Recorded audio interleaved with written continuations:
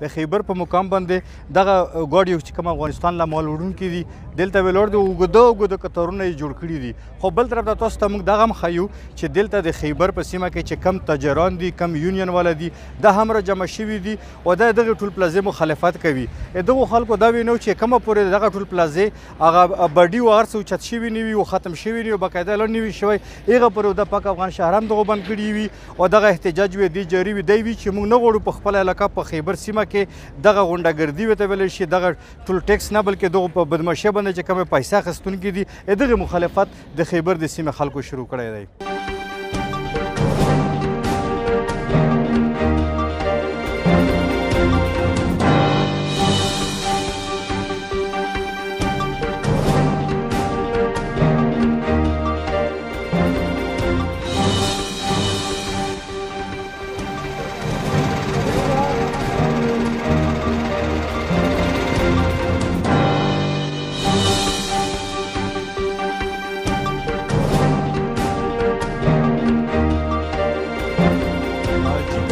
دغه د جمرود کټه کشتې په مقام باندې چې کومه ټول پلازه جوړه شوې ده چې د خیبر نه واخله تر جمروده پورې عوام چې کوم د په احتجاج باندې دي. نن هم د خیبر په سیمه باندې چې کوم احتجاج روان دی تاجرانو دا وینا ده چې دغه ټول پلازې مخالفت ځکه کوي چې بیا دی معمولي سامان هم خپل له کوله وړي نو په دغو باندې ټیکس لګیږي. خو بل طرف ته د ان ایچ ای والا چې حکم دی هغه وي چې موږ له عدالت اډر راکړی حکم یې راکړی دغې وجې نه دوی سټاف هم راوستلی دی. سیکورټي